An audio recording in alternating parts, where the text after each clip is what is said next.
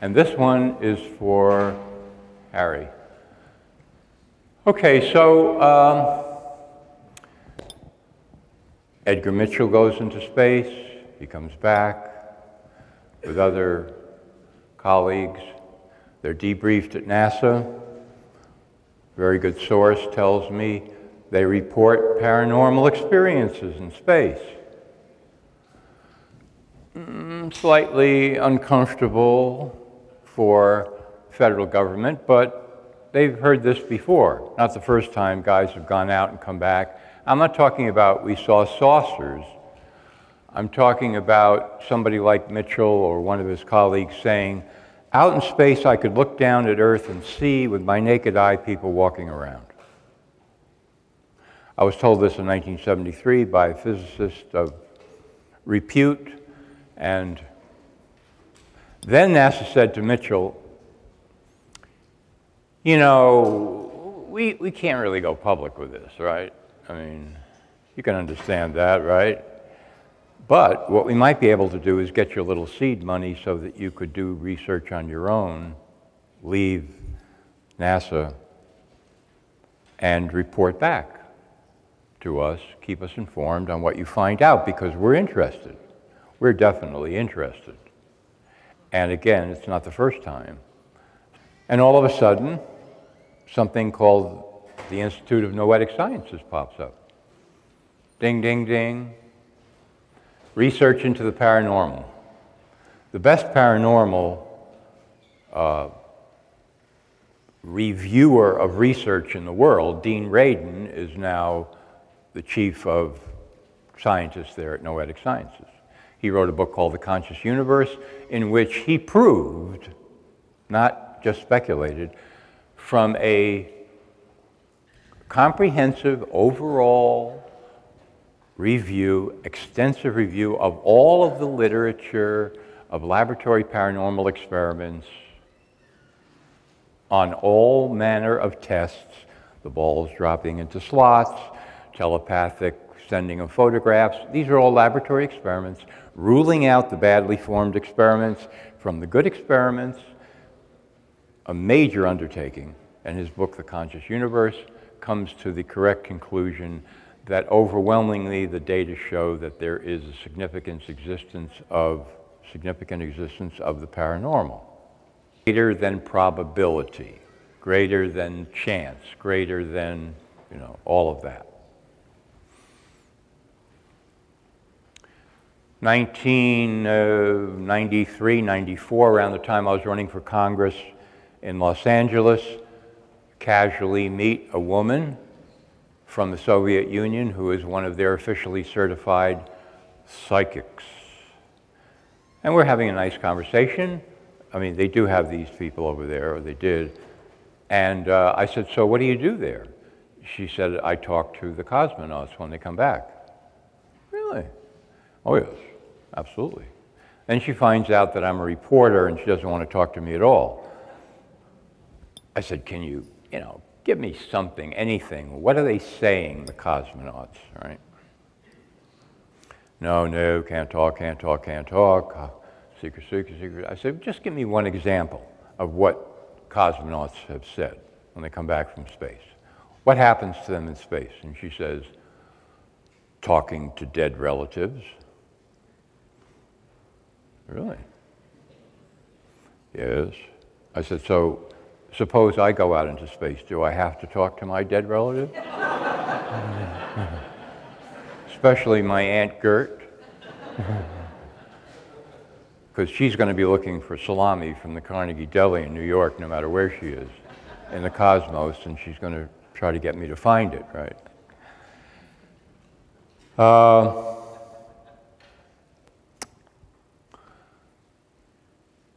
Out of the gravity well, things happen to people. Leave the gravity field, things tend to happen to people. Not everybody, not all the time. This is a working hypothesis, but it's got some merit, significant merit. government agencies are interested in this. What happens to people who leave the gravity well? Talked seriously to a guy who worked with one of these low gravity training chambers. Back and forth. Do people ever have out-of-the-body experience? Are you kidding? All the time. Really? Oh yeah, absolutely. What does out-of-the-body experience mean? It means that the person is perceiving some section of reality from outside their body, and they know it. What psychiatrists would call psychotic behavior, for which they want to provide many medications. My boy, we have to stuff you back in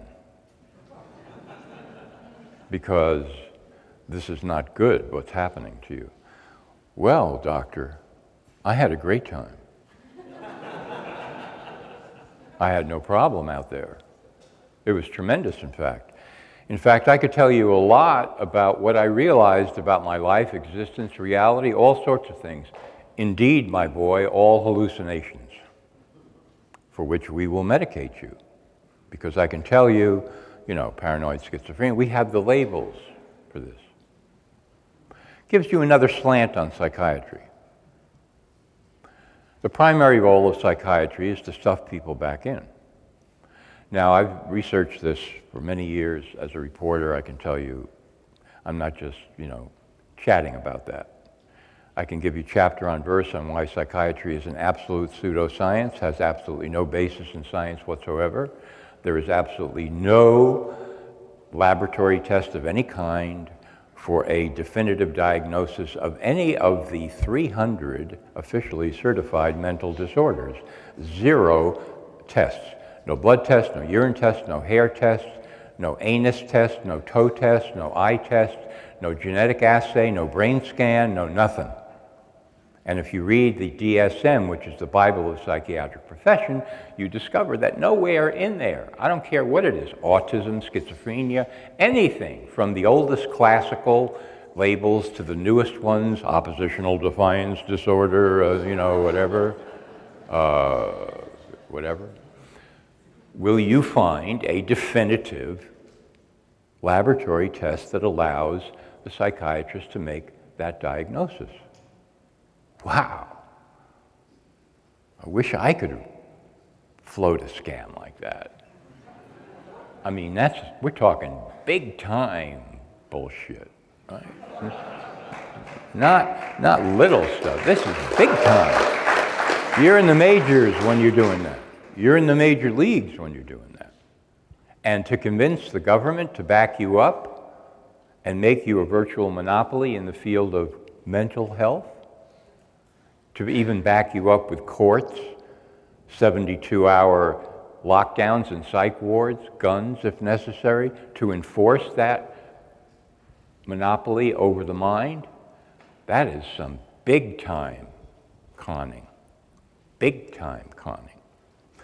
On a PBS episode of Frontline called Does ADHD Exist?, they interviewed Dr. Russell Barkley, who was at the time professor of neurology, blah, blah, blah, at the University of Massachusetts, and they said, well, a lot of people are asking, does this disorder really exist? Because they're saying there's no blood test.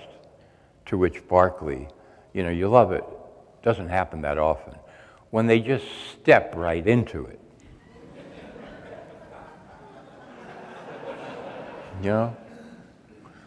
With full arrogance.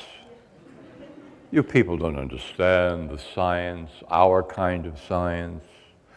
Of course there's no blood test for ADHD. There's no kind of test at all. In fact, if that was required in our science, we would have no mental disorders at all, he says, because there is no laboratory test of any kind for any of the mental disorders, which would be absurd. Because therefore it would prove that there are none of our labels mean anything, which that couldn't be, therefore it's science.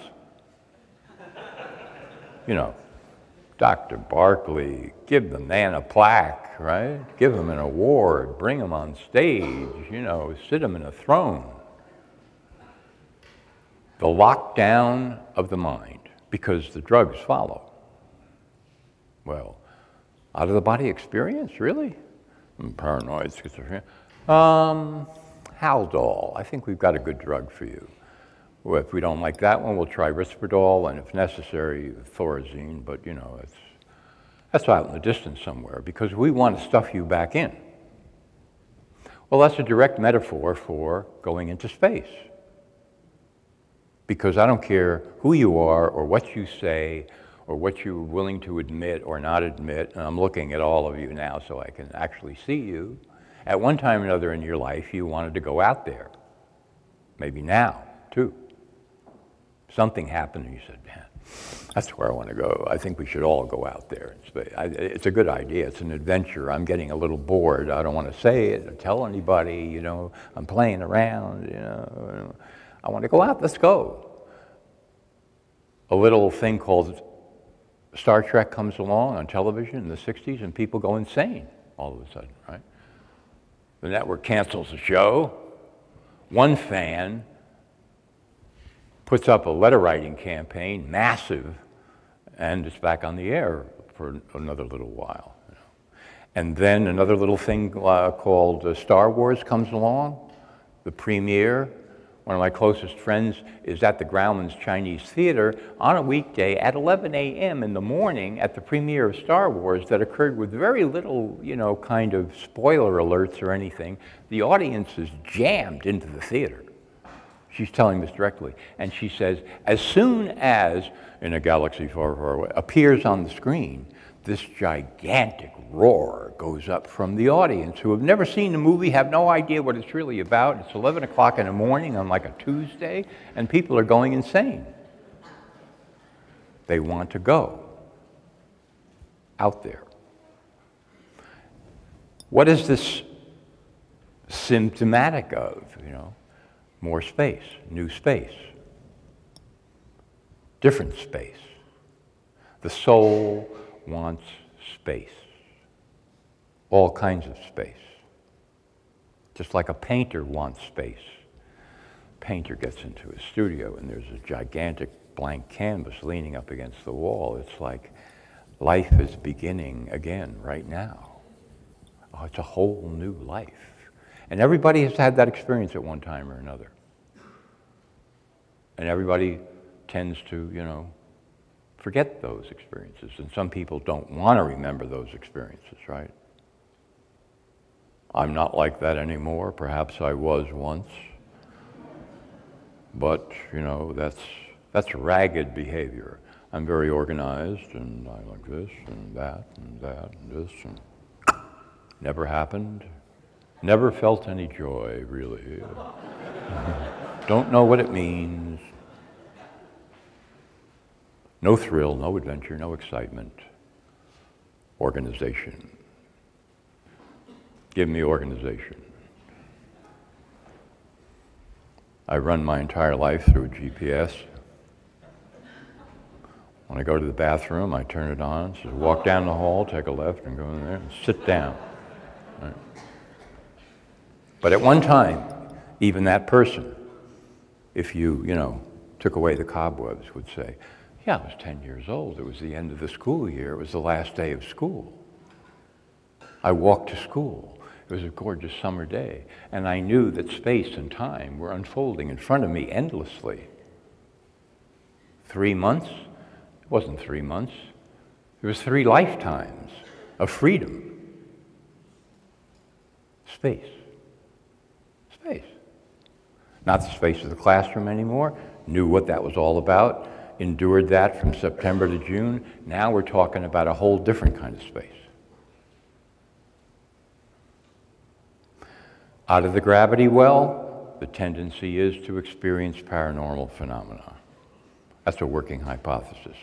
It's reasonable. My opinion, it's way more than reasonable. 1984, somebody says to me, interview Ted Clark. He's a hard scientist at JPL Labs. He is a systems administrator on the Jupiter probe. He's a great guy. Okay, this could be an interesting story. I go up to his house in Altadena. And he says, let me show you some books of ancient Athens and Renaissance Italy. He's got photographs. He leads tours there. I said, what is this all about, Ted? He said, I want to show people what a Renaissance looked like because we're in one now. Only we don't know it, apparently.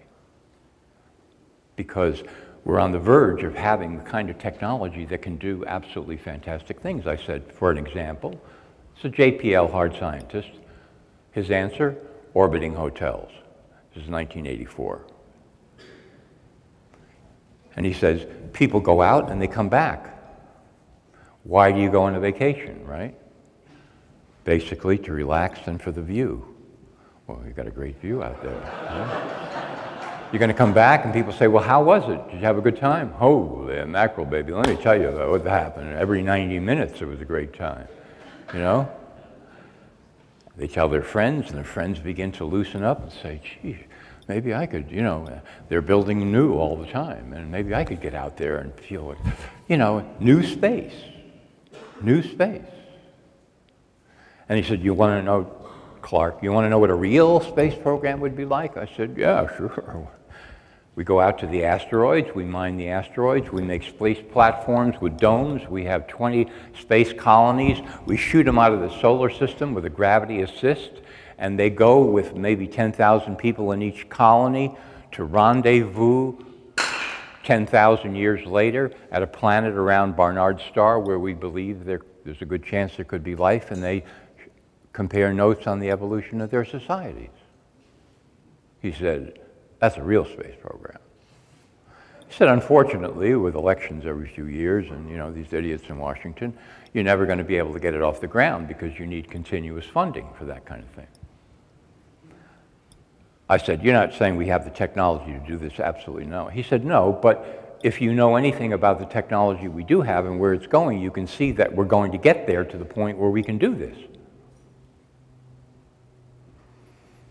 So now, you know, I'm kind of, can I book, you know, just want a small room, you know, in the back. New space, new consciousness, new abilities. It's there. It's absolutely there. Part of my work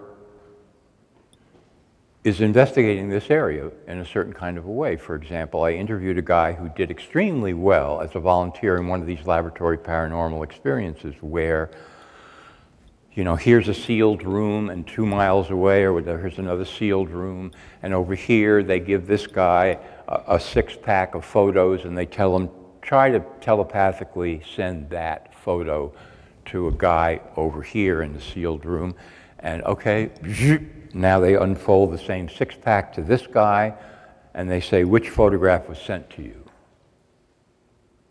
That one. So I talked to a guy who scored abnormally high on this.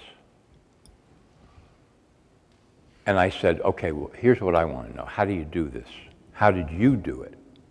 He said, well, I'm sure that the way I did it was not the way other people do it, because I have a kind of a, you know, idiosyncratic way of doing this.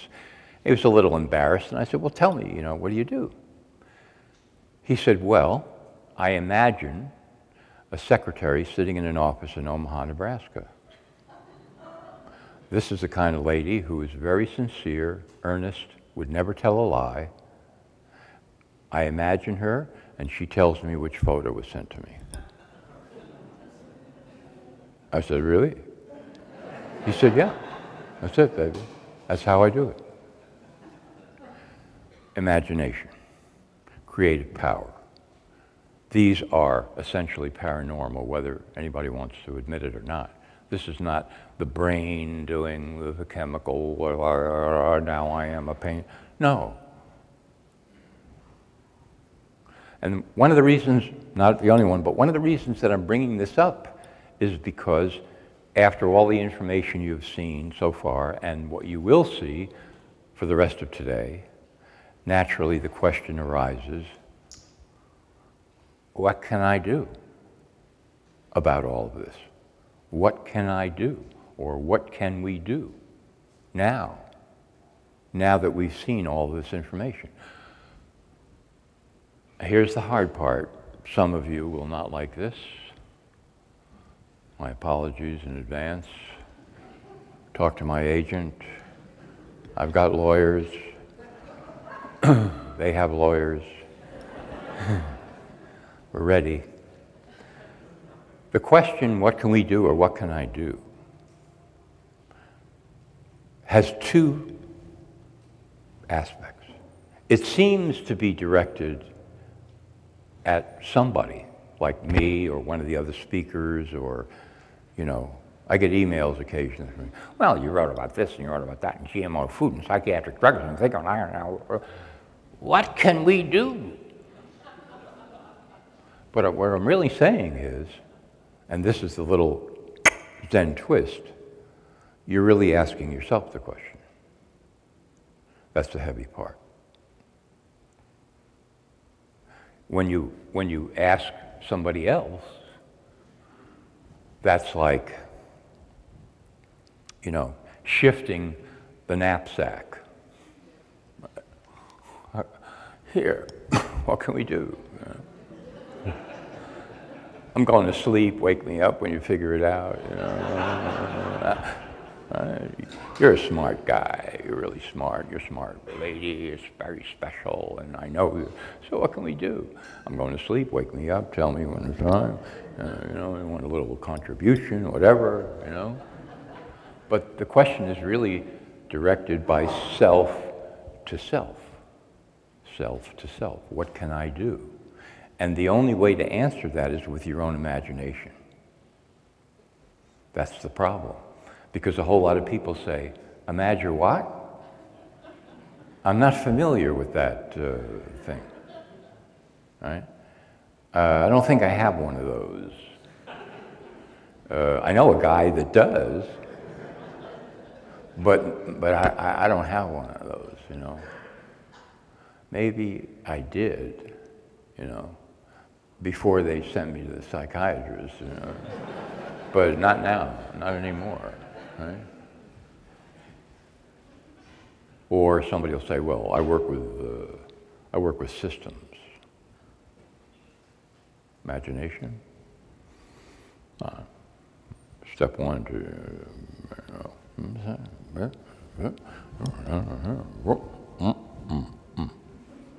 that's what I do. Imagination. But that's what's necessary to answer the question, what can I do? And everybody in this room, for himself, herself, could come up with a unique answer. But it's like a mining operation. How deep do you want to dig? Well, I thought about it for 30 seconds this morning, and you know, what I came up with was, if we manufacture a new color of nail polish, that might be step one to changing the world, you know, or a high-heeled shoe with a little bit of a better angle, you know, a couple of sparkles here and there. If I put some glitter on my eyebrows, maybe an alien will come down, will see the reflection and say, these people are good, let's give them what they need, you know. That was my reflection this morning on my own imagination, right? So it depends on how deep you want to dig, you see. But this is a very interesting process. What can we do? What can I do?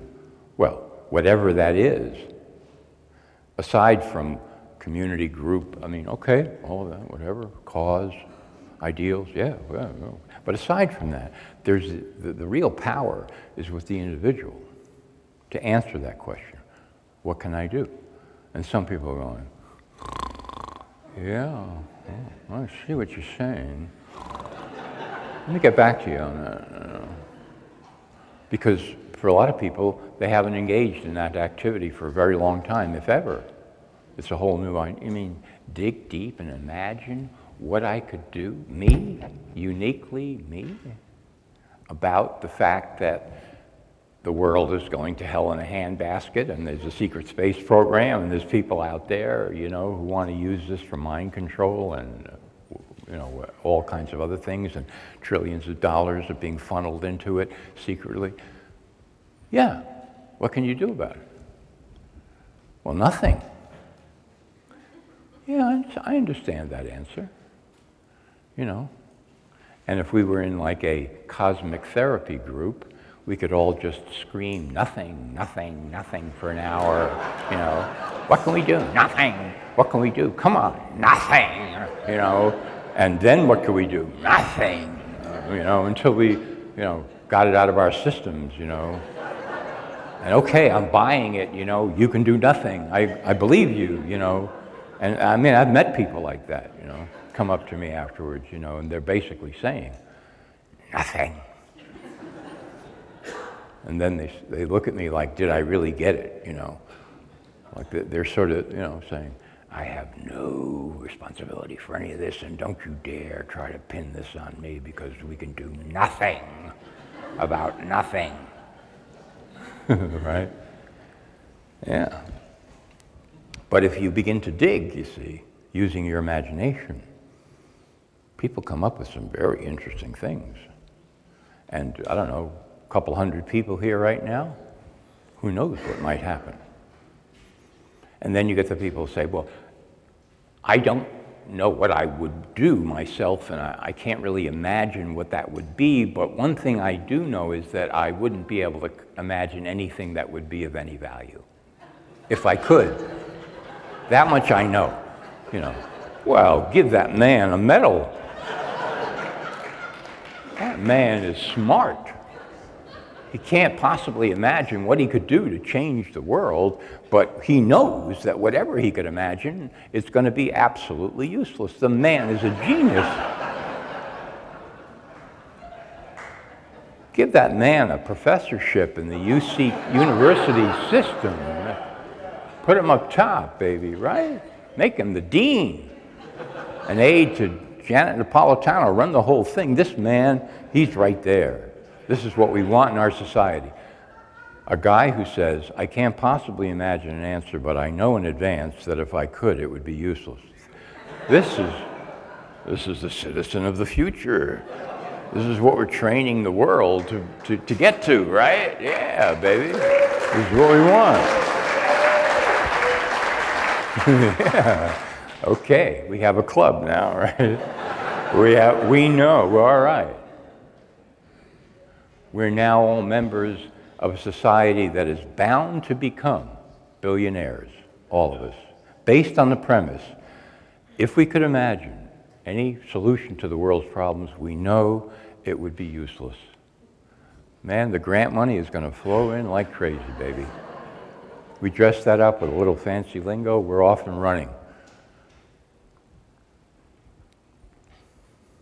But it is, unfortunately, the answer.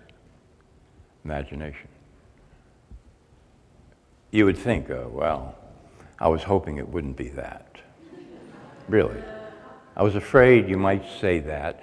I was hoping it would be something more like the right pair of stockings, possibly, or if I changed my hair a little bit, you know, things that are within my grasp.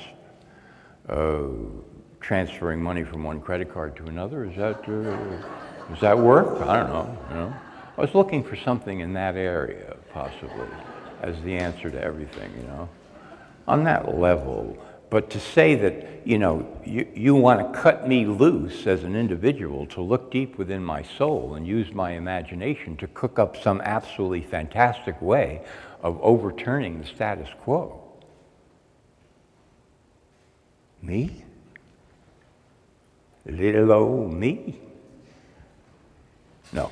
Yes, little old you, who's not so little. To look at it another way, the bad guys are already using their imagination. They've been doing that for a long time.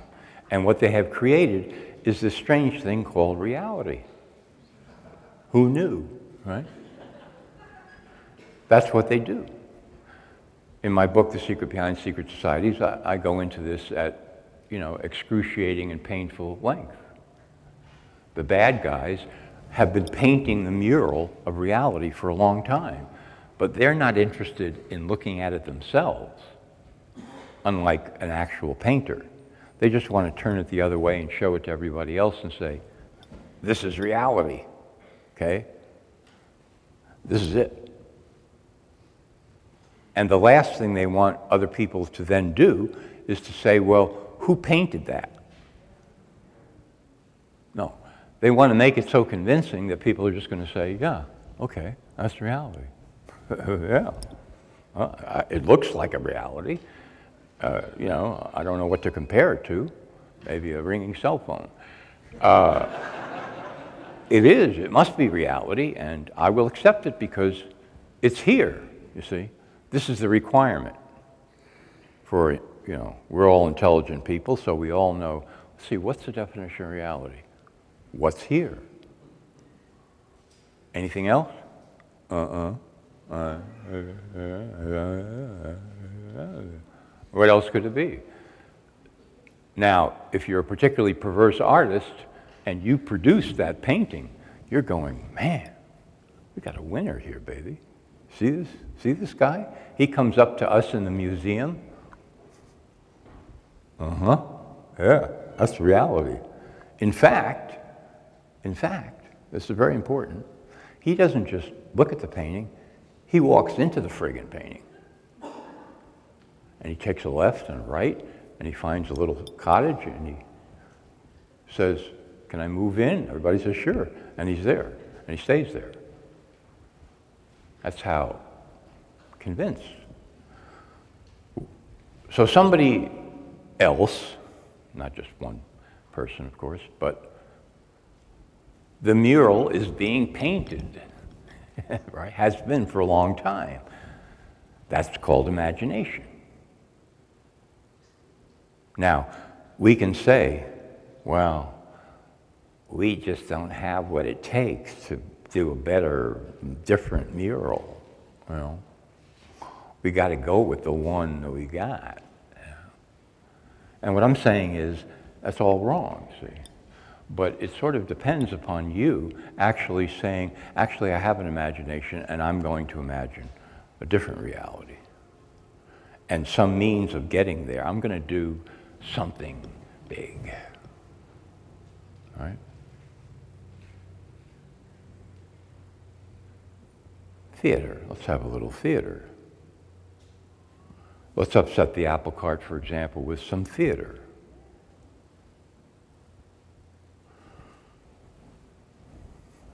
Poke a hole in the status quo. This is what the trickster god, Hermes or Mercury, was all about in the ancient Greek culture.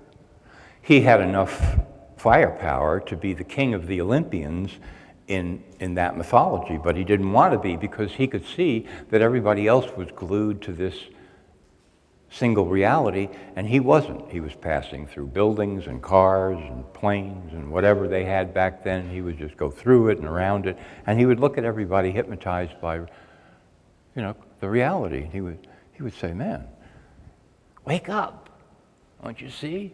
And if necessary, he would resort to stealing things from people. Go into their houses at night. Okay, so he put the TV here. Let me move it over here. This is going to be good, you know? And then let's go into the kitchen cabinet, and let's take all the cereal and put it underneath with all the, you know, the cleaners and the crap, right? And then let's see what else. Let's take his wife's clothes and put them in his closet, and his clothes and put them in his wife's closet, right? And that guy wakes up the next morning, he gets up, he goes, what happened? You know, what happened to the reality that's been painted for me that I've accepted? Everything is different with the clothes. Honey, did you change the clothes? No, you must have done it. I didn't do anything. Why is the cereal under the sink with the Clorox? Are you now putting Clorox in my cereal?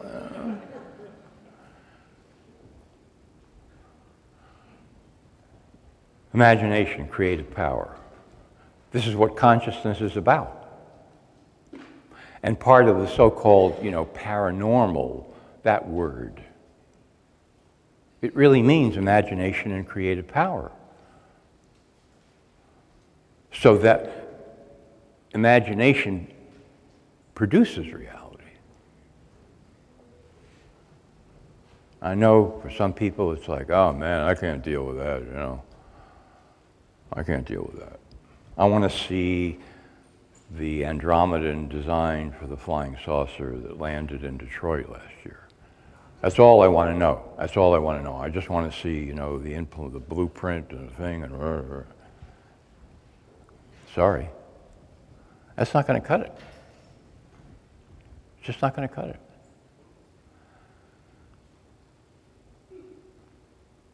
So, let me give you a model. This is not final, definable, systematic, but it's interesting. And there are overlaps. Consciousness, feedback consciousness, okay?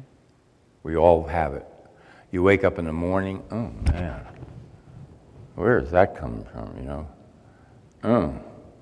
Feedback, the body is feeding back, a signal, pain, you know? What do I do? But more than that, it's like the person is constantly asking himself or herself, how am I doing? How am I doing? How am I doing? And they're getting feedback signals that become, by their own interpretation, the answer to that question. Not so well. Not so well. Can't see, I'm not doing so well.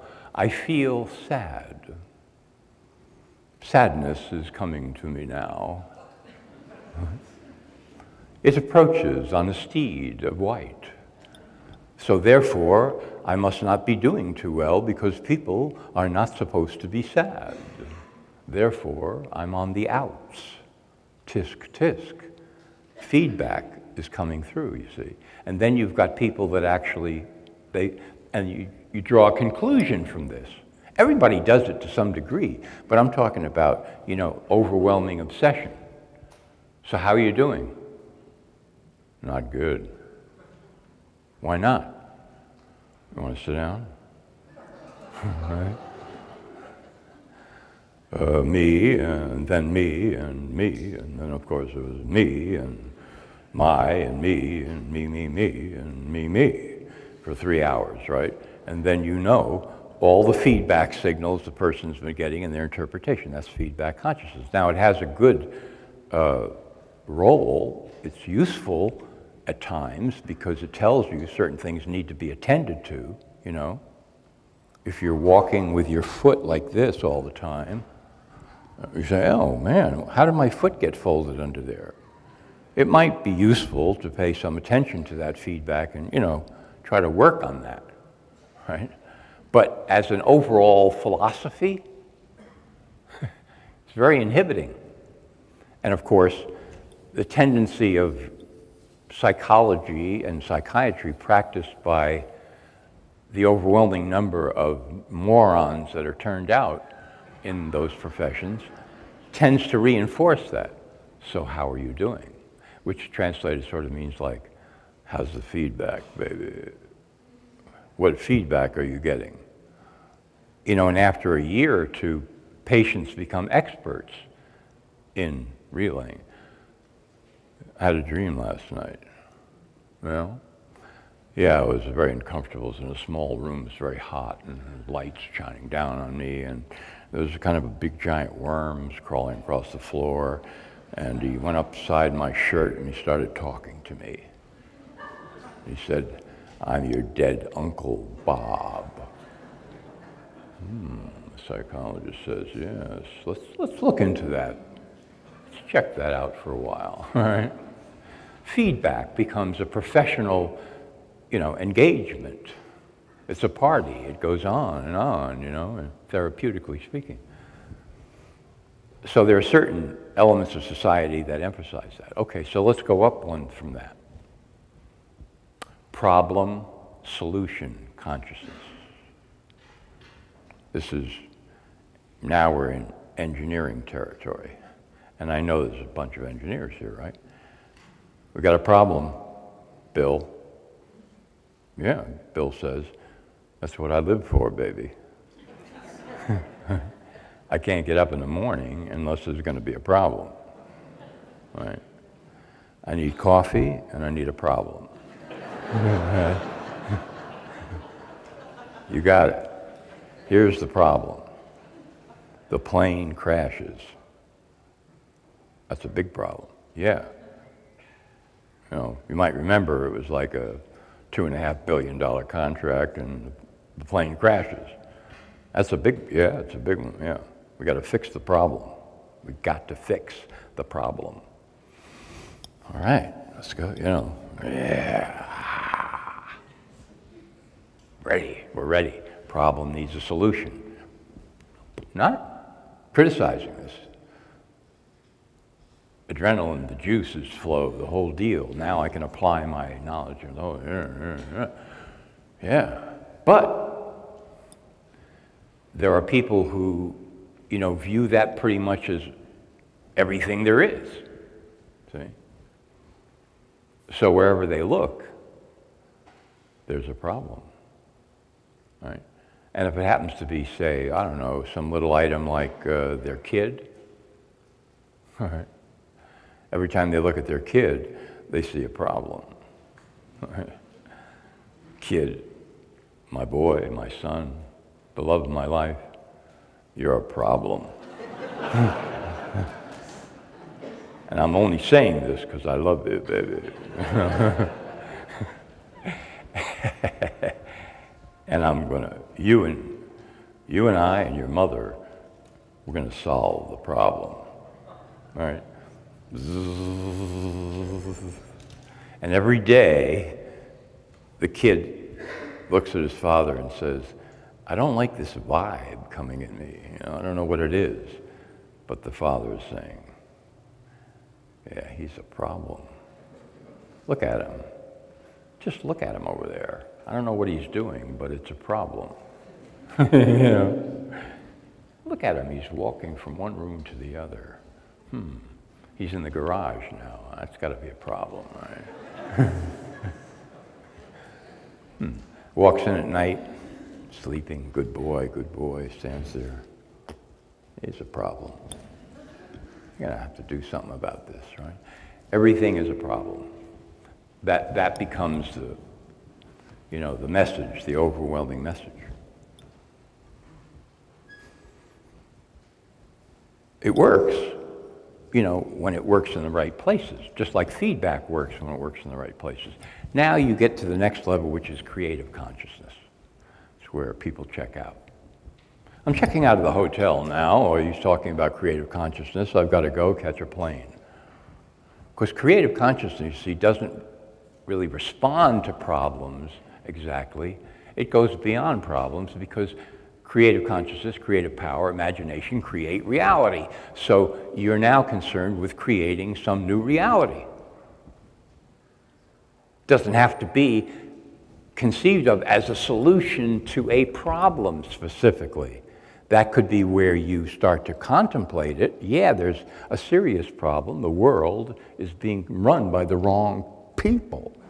That's kind of a problem, I think. Or as Harry was saying to me yesterday, the breakaway civilization is all human civilization since the beginning of time, right? So what we're trying to do is break away from the breakaway, right? That's the whole deal. That's what we're dealing with here. So it certainly can start there, the creative impetus, but it goes way beyond that very quickly because imagination is now concerned with creating new reality and also destroying old reality. Let's not forget destruction. Destruction is a good guy if he's in the right ballpark. Yeah, let's destroy that. Yeah, it's going to be good. Oh, we're going to destroy this. It's going to be great. People say, oh no, that's bad karma. You can't do that. Everything must stay, you know. If we disturb one little hair on anybody's head, bad things will happen to us. The Great Spirit will rain something down, you know. No, he won't. He doesn't care. Creation and destruction go together. It's all part of the creative process. The creative consciousness wants to create new reality. That's what everybody wants. Everybody wants to be an artist of some kind or another, if you use the term in the broadest sense. Come on. No, I do not and never have wanted to be an artist. I have wanted to be a statue. Yes. I have wanted to be the bust on a pedestal in a library. I have wanted to be an academic, able to secure lifetime tenure and look down at my nose at everybody all at once. I have wanted to be Brian Williams, to lie every night on television and pretend he's just a newsboy in old country America, riding his bike down the street, throwing papers onto the porches. Hey, just a good guy. I wanted to be Diane Sawyer, Don't Cry for Me, America, because I'm crying every night for myself. Diane is leaving ABC News. I had to take a ton of Prozac to even get here when I heard that. Everything she does, everyone she interviews, it's like, you know, she's ready to weep. Oh my God. And then what happened? Oh, it got that bad? Really? Tears. Never wanted to be creative. I have wanted to be Scott Pelley of CBS News. Scott Pelley is like a cardiac surgeon who's always wanted to do an operation without anesthetic, you know?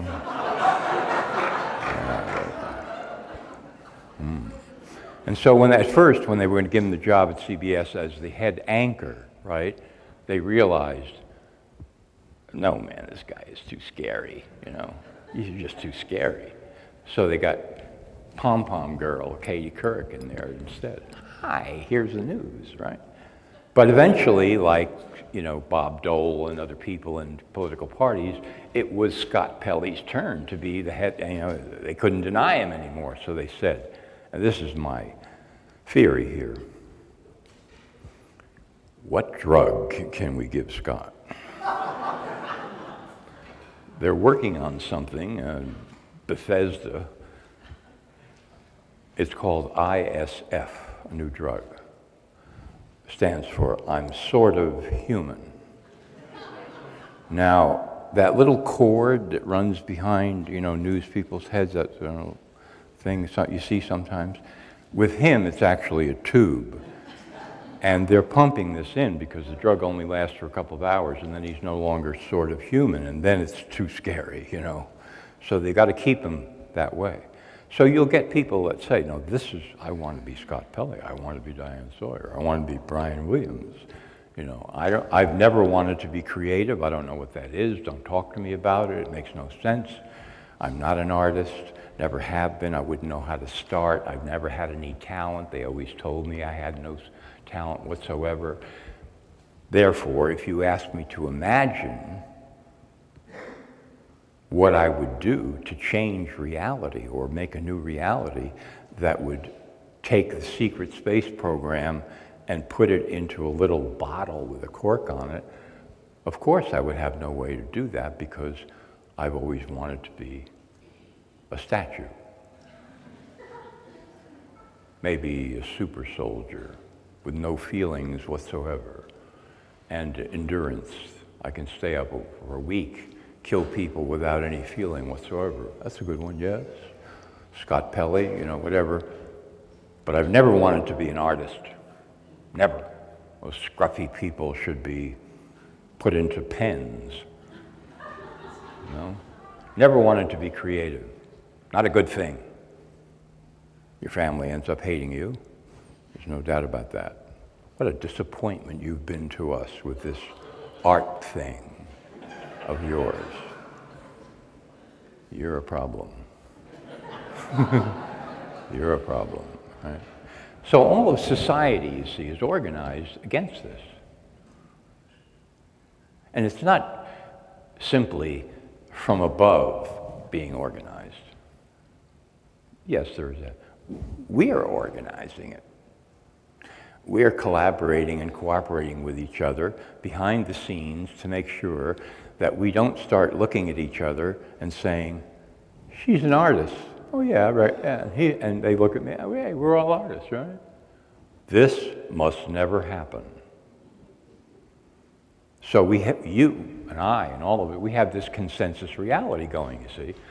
The last thing we are is artists. You got that? It's kind of like you come into this world and you get a book and there's only one page in it. No one is an artist. Got it? Got it. Don't talk about it. No, we don't create reality. That's impossible. We have no real imagination. We should never ask ourselves the question, what can I do now?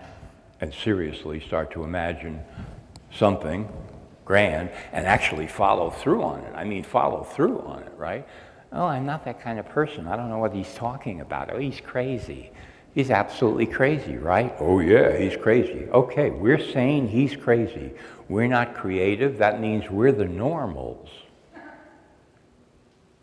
Don't you want to be normal? Absolutely. Don't you? Absolutely. We don't know what he's talking about. We're not creative. He's crazy. He's probably paranoid schizophrenic. Drug him. We are all sane. We're all normal. And we're looking for a mechanical solution to the problem. Ain't gonna happen. Sorry. Never, ever going to carry the day. The bad guys, you know, we want a mechanical solution that will destroy the bad. Never gonna happen. Because the bad guys are the epitome of the mechanical. That's what you've been seeing, all of this stuff, this dreck.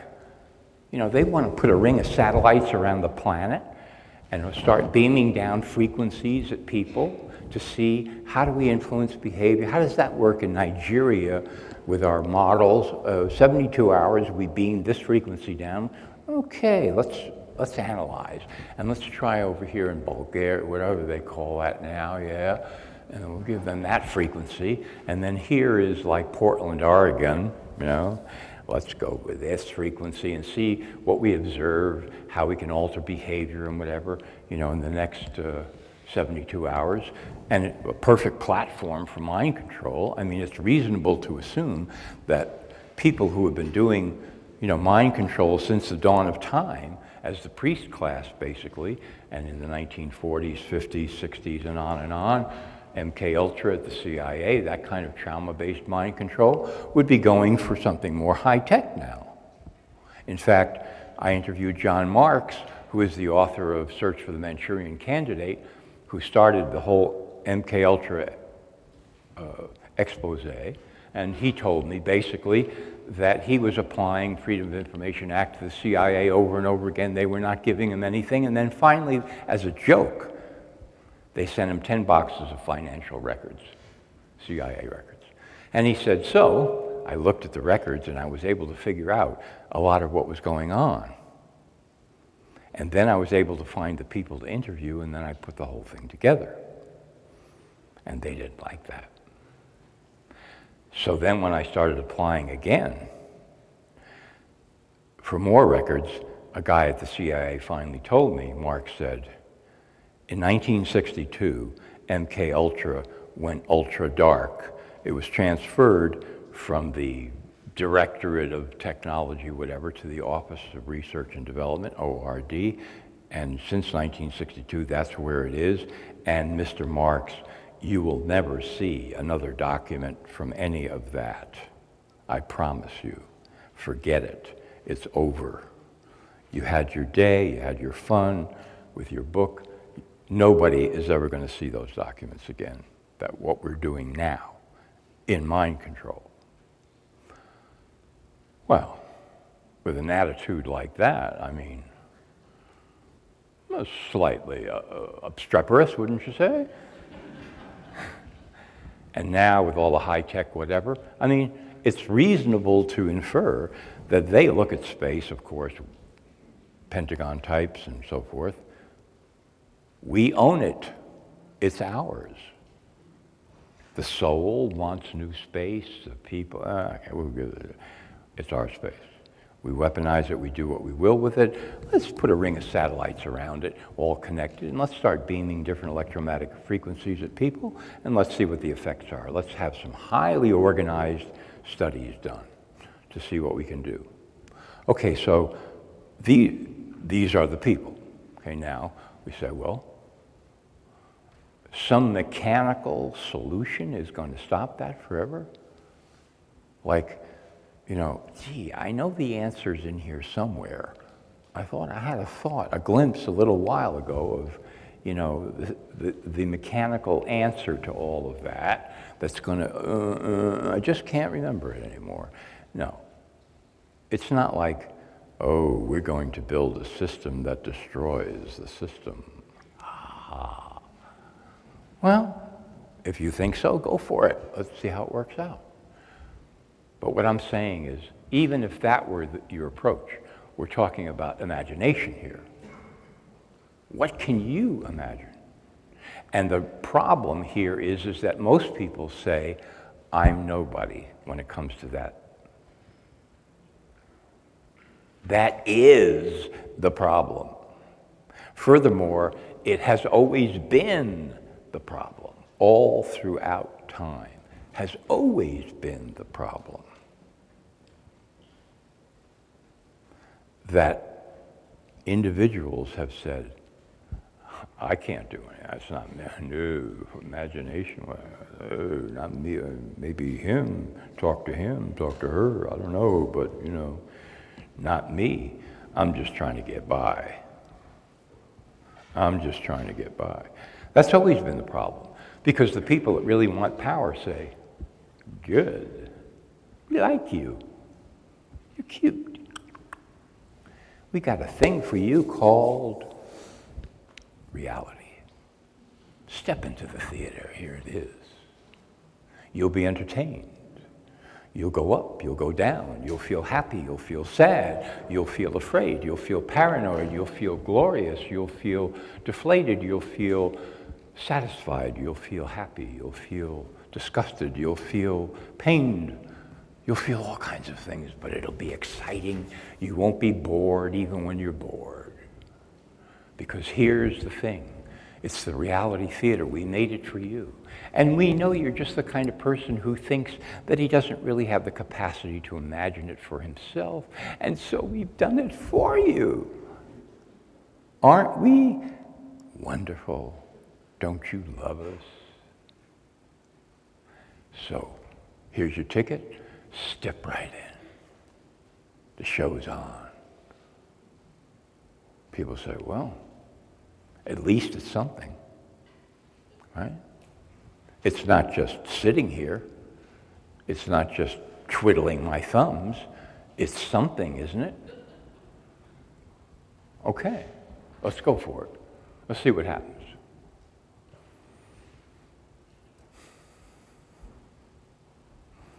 That's always been the problem. So the answer to the question, what can we do or what can I do, comes from you. Having asked that to yourself. Having then said, well, I have to imagine and create something else, which I can do. Because this whole theater that I walked into, I mean, somebody built that, didn't they? Didn't they? I mean, the Vatican, that's a theater. Didn't somebody build that? At the end of the Roman Empire, when everything was crumbling, didn't a few guys get together and say, you know, we've been doing this all wrong. It's not working out. The empire's too big. We can't get out there and conquer everybody and control the whole thing. You know, way out there in the boondocks, who knows what the hell's going on? We send people out, they don't come back, they change their names. All of a sudden, this guy, you know, his name was Schwartz, and now it's Ali Abda. What's going on, man? He was the governor, and now he's worshiping something, we don't even know what it is. You know, the supply lines are too long. We screwed up. The whole thing is starting to implode and crumble on us. What can we do? We have to invent a new theater. Mind control. And everybody says, oh, baby, we like that one. Mind control. Yeah, we have to paint a picture of the universe, not just the world. People, you know, we got to give them their money's worth. We got guilt, we got original sin. I love that stuff. We got the myths. We can pick and choose out of the Bible whatever we want. We can put it into different forms. In fact, we can say that all history terminates in the church. We can reinterpret the past, and we can say all these events that historians have said mean this, that, and the other thing are actually great moments in the history of the church, which they did. You can go to Arezzo in Italy, in a little church there, and see one of the great paintings in all of Western history, The Legend of the True Cross, Pier della Francesca. Much better before they restored it, and it's a whole episodic thing of what happened to the True Cross and so forth. And there's one panel, maybe the greatest of all, King Solomon receiving the Queen of Sheba. Whew. And then you say, what does this have to do with the Vatican or that religion? King Solomon receiving the Queen of Sheba? I mean, what is this, right? But then you discover that the church scholars have reinterpreted that a moment when King Solomon and Sheba met as, quote, the arrival. Meaning, oh, and then they go, the arrival of the Savior. What? And they're rewriting history. Yes, King Solomon and Sheba, that's real, a symbolic event that actually, and metaphorically, we stretch it out. It all gets back to the arrival of the Savior. So in other words, if you study history within that scope, and you're not looking at real history anymore, it's all a metaphor that feeds into this final train station called the Vatican, where they reinterpret all of history. And these guys in Rome are saying, yeah, this is now getting somewhere, baby. We couldn't do it with conquering the world, just like America, you know, can't do it, or anybody. Not going to happen. But we can do it by conquering the mind. That's a real theatrical project. We could spend 100, 1,000 centuries on that. We'll build cathedrals. That'll be like television, right?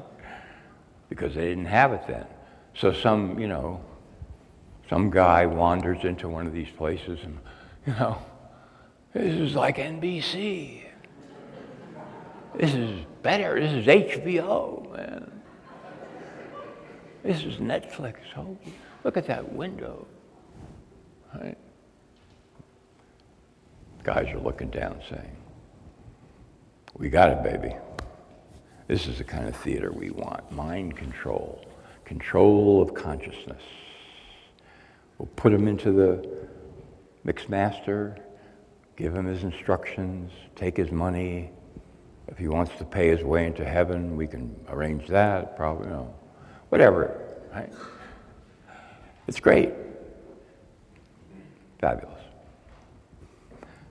So, when we're dealing with stuff of this magnitude,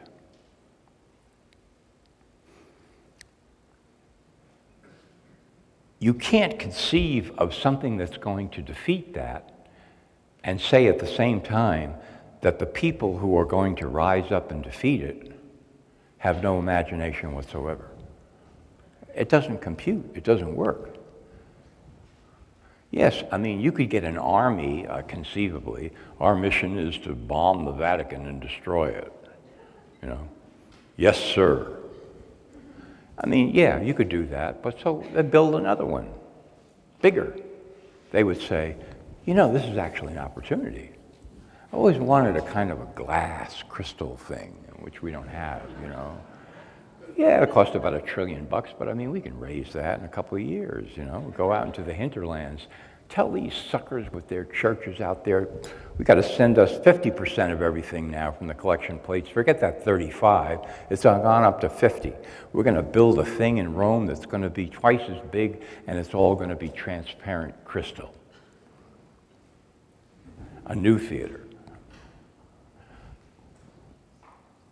But if people en masse began to say, oh, I see, you guys are artists, right? You're artists, and you've got your own museum and your own theater, and you're making reality because you think that's what I want. You think you can sell me your infomercial about the cosmos. I get it. No thanks. Not interested.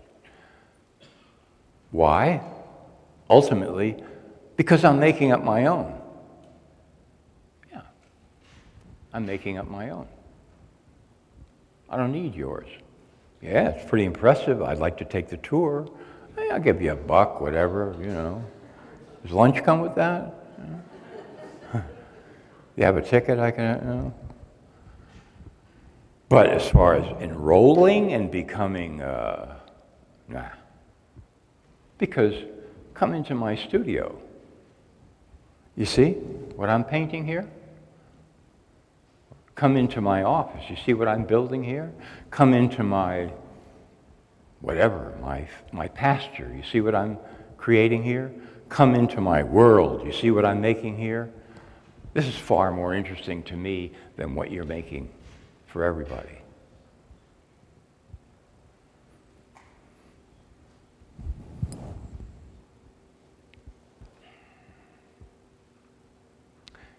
I know what I'm saying is a tough sell. But see, I'm not selling you content. That's the difference. I'm selling you you. That's all I care about. If I can sell you you, then I'm happy. But not that shrunken down little, man. I don't want the shrunken doll, you know. You collect a few shrunken heads and it's like, what, we're going to do more of that? You know, we got to get 10 more? No.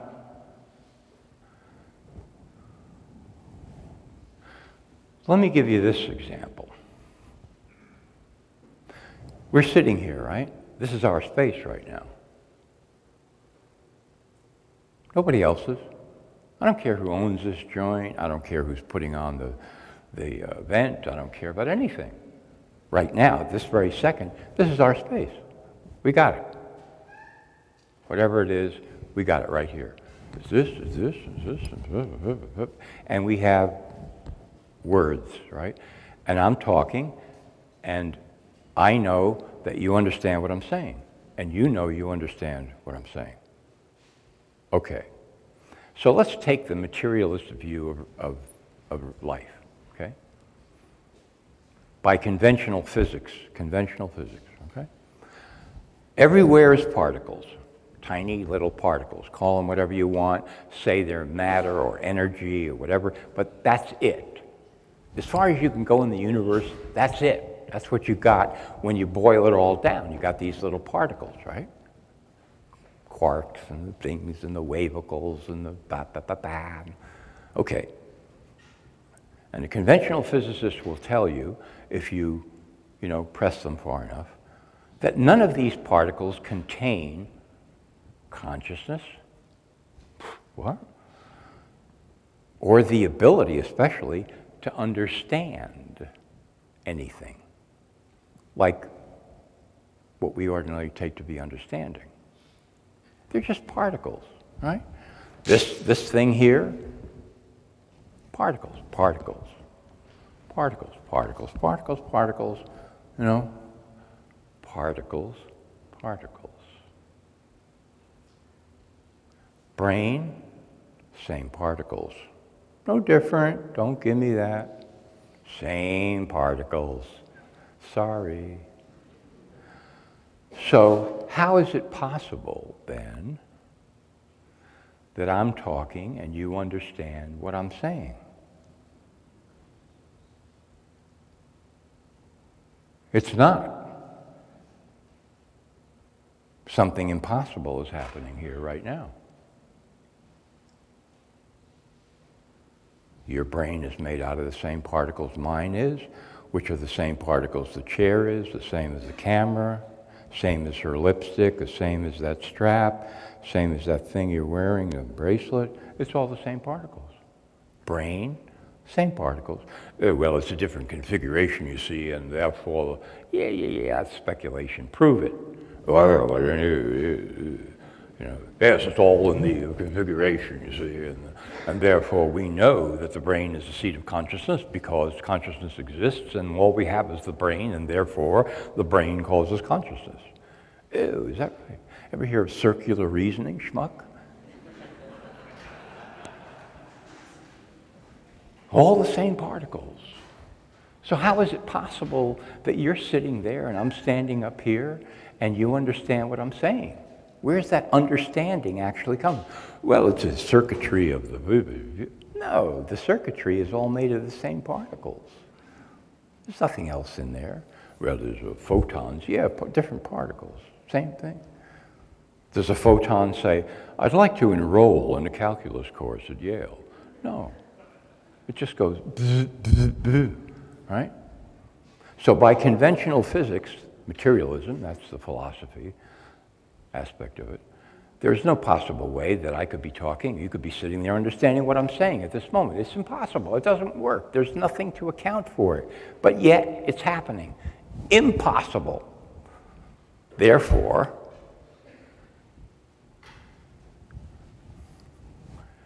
you're not material. Hate to break it to you. Neither am I. We're inhabiting these things, but we're not material.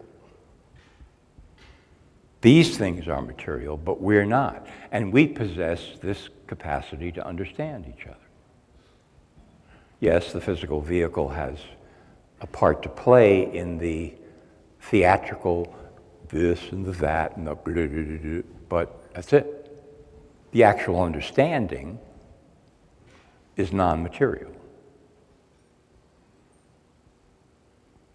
Somebody says, wait a minute, I don't like that.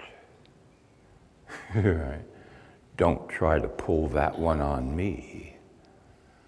I'm not non-material, my good friend. Well, too bad. So if that's the case here, what we're really looking at is a room full of non-material beings inhabiting bodies who are basically being confronted with the idea that they have extremely powerful imagination and creative power. That doesn't seem like a stretch to me anymore. Well, hey, if I'm not really made out of matter, some pretty wild things are going on here, you know? And if imagination happens to be one of those, why not? That makes kind of, yeah, I can see that. I create something. Now somebody says, well, can you snap your fingers and make an elephant appear over there? Nope. Nope. I can make him appear to me, a bozo, but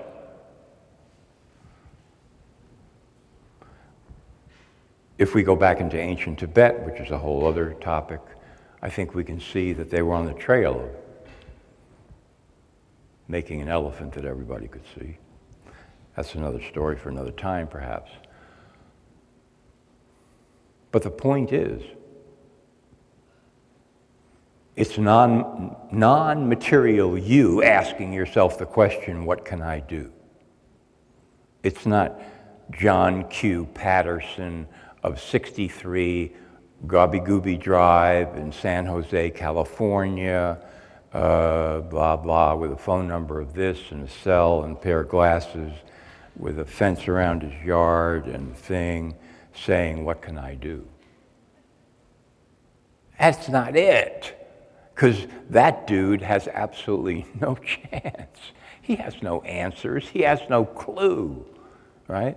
He's the wrong character in the play to be dealing with that issue. John Q is a total bust. He's the dupe. He's the idiot and the pawn and the shrunken head. Now, you cast him in that role, he's great, right? I'm John Q and I'm the dupe. You can sell me anything, baby. I'll buy it. Except that I'm powerful and I have powerful imagination and tremendous creative power. That you can't sell me. But anything else, I'm your guy, you know. Ginzu knives, new paint job, vacation resort that's selling me shares that already went out of business last year. You can sell me all that. I'm good. Yeah. So what it comes down to is, it's this kind of thing. This is sort of like theater, you see. It's like all of us sign up to be in a play. And so they open a huge closet, and there's all these clothes, costumes hanging there, and little descriptions. And we're looking around, okay, I mean, this is going to be about 80 or 90 years, so I want to get the one I want. Okay, here's a real schmuck. I think I'll take that one. Right? He doesn't know anything. He's going along with everything. Yeah, that's going to be the least amount of effort, so I want to go for that one. And that's what we all do, right? Yeah, look at her. She's really horrendous. Yeah, I'll take that one, you know. And we all take these, you know, we put them on. At the beginning, you see. Okay, now what do we have? Man, we got a total mess. It's going to be conflict, pettiness, more pettiness, and then even more pettiness, and then a lot of complaining and whining and excuses, and, you know, from here to the, you know, sea to shining sea. Because these are the roles that we chose. And then some of us grow up and we say, man, I don't know why hey, you know, you got any, like, cleaner? It's sticking to me. I want to get rid of it, right? But a lot of us just kind of go, play the hand that was dealt to me. You know? No, no, no. You dealt the cards to yourself. I want that jacket, yeah. You know, with the twinkles and the stars and the crazy hat and the goofy grin and the big shoes. Yeah, that's what I want, because he doesn't know anything, doesn't want to know anything. And then we wake up halfway, okay, halfway, and we say, my God, we're inside a play about a conspiracy. We're living in a theater in which everything is basically controlled and is a conspiracy. This is the theater that we're in. I didn't know I was in that play. I was an actor in that play. Holy crap. Look at this, and look at that, and look at this, and that deal, and this. How much? 10? Okay, 10. 10 hours, is that right? Just getting rolling. And we're halfway awake, right? Man, I didn't want to be, but we're still wearing the same costume, right? So how do you feel? Well, as we're sitting here right now, maybe we're okay, whatever. But there's a lot of sort of isolation. You know, people come to me, I can't talk to anybody.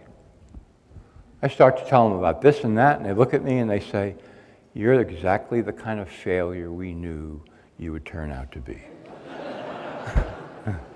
Right? You're a problem. Right? I'm feeling kind of isolated, you know, I don't know who to talk to, right? I can't talk to anybody. That's halfway house. We're in a halfway house, right? We think he's kicked the addiction, but we're going to have to watch him to see what happens now. He's in the halfway house, right? He could slide back. He is watching the news again. We're not sure You know? Every night at 6 o'clock, you can see him kind of, and he goes up to his room. Hi, Brian. Give it to me, baby. Give me no context, no background, connect no dots, the lies, straight out lies, no follow-up questions. Give it to me, baby. And the ads, I'll take the ads too, you know. We think he's sliding back. Not sure. We're all in the halfway house. We came out of the really stupid part of the play, you know. Okay, we see the facts, a lot of these facts here, yeah. Conspiracy upon conspiracy, yeah, we see that, we see it, we got it, yeah. And now, I'm feeling isolated. I don't like that, right? Okay, so what I'm saying is, yeah, if you go to imagination and creative power, the isolation will go away. If you don't, it won't. Sorry, ding, ding, ding, ding, ding. Because if you now know what reality it is that you truly want to create, or realities, and nothing will stop you from doing it, and it's big, and you wake up in the morning and you're like, zappity-doo, baby, I'm alive now. Ready to go. All jets on. I've got power. I've got creative force. I've got imagination, and this is it. Big time. Major league of the major leagues for me, uniquely. That's my answer to what can I do? And you know what it is, and you desire it, and you want it, and you feel like you should do it as well, and it's all that piled in there, and now you're going for that. Now they let you out of the halfway house. Go, baby. You're done. You're done. And now there's no more isolation. It's gone. There's no more, I know what's happening and I wish I didn't. You know? Why did I ever get into this crap? It makes me feel worse than before. You know, all this kind of stuff. No. It's supposed to hurt. Right? That's the good kind of hurt. You mean they are, you know, I remember, okay, I'm getting to the end, but I remember like 30 years ago spreading out the pharmaceutical drugs I was investigating, the toxicity from one to the other, it just worse and worse and worse and worse, and I just called up this guy that I know, this researcher, and I said, I can't believe it. I mean, this just goes wall to wall. I mean, this is chemical warfare. It's not medicine. It's not even remotely connected to medicine. It's just, you know, chemical warfare. He said, yeah, you're right. That's the halfway house, or getting to the halfway house. So the rest is out the door. Creative power, imagination. Up to you, up to all of us. Yes, together, groups, community, yeah, all of it, yeah, the whole thing, fine. But I'm just saying, but there's this other thing. If you don't do it, on the individual level, if you say, well, I'm not an individual, there are no individuals. Thank God for that, because then I'd have to actually do something, and I'm just part of the magnificent glob. Because that's what we're all shooting for, is to become one with the glob. And I can see the glob in my dreams every night. And I'm going to be no longer me ever again. I will just be of globness in the land of the melted glob. Because that is the metaphysical goal of all of us, is to be globulated. Then we will know whatever there is to know. And we won't know whatever there is not to know. And we'll be fully realized as for. What does it mean? We don't know. But it is of the glob. My friends, this is where we are all going, you see. My name is Barack Obama. We're all in this together. My name is George Bush. This is a holy crusade. My name is Bill Clinton. I feel your pain. You know. It's called jive. Jive, baby. It's called the collective jive, to globulate us all. There is no me, there is no individual, there never was, there is only, you know, the melted cheese sandwich in the sky. And I will be part of that. And all will be realized in the fullness of time. Therefore, I don't have to have any creative power or imagination, don't have to ask myself, what am I going to do about it? All I have to do is to find the sandwich and sneak in between the pieces of toast. And that's the church I belong to, and that's what they're showing me now. And they'll let me know when I qualify for the final slither. Even if it's craft singles, man, I'm there, baby. If that's what the glob wants, that's what I'm eating. Maybe it'll be French, who knows, whatever. I'll take it, because then I will be eradicated, finally, and then everything will be disclosed. Really? Doesn't sound right, does it? I will be eradicated and then everything will be disclosed. No. I think what happens after everything will be revealed, you see, some indeterminate blank period then ensues. Something like, I don't know, death. And then you become conscious again and you say, phew, what was that all about, man? Oh yeah, I was globulated. Man, I keep making that mistake every time I come down here to this joint. I get into the friggin' cheese sandwich again. Can't I learn that the cheese sandwich does not have the ultimate solution? I don't seem to be able to, you know. This time it's going to be different. No more globulating. And the guy turns on the TV. Hi, everybody. It's 2 o'clock in the morning, and my name is Dr. Hermann Glob. Dr. Hermann Glob. I'm here to globulate you. You say, gee, man, it's only $29.95, you know. Get out. No. There's you. There's me. There's you, all of the yous and so forth. Every you is non-material, eternal, tough shit if you don't like it, too bad, you can't do anything about it, you're inhabiting a body, you've got tremendous creative power and imagination, and you can answer the question, what do I do about it, if you take enough time and you dig deeply enough, and then your life is totally transformed, you're out of the halfway house, and you're no longer isolated. Thank you very much.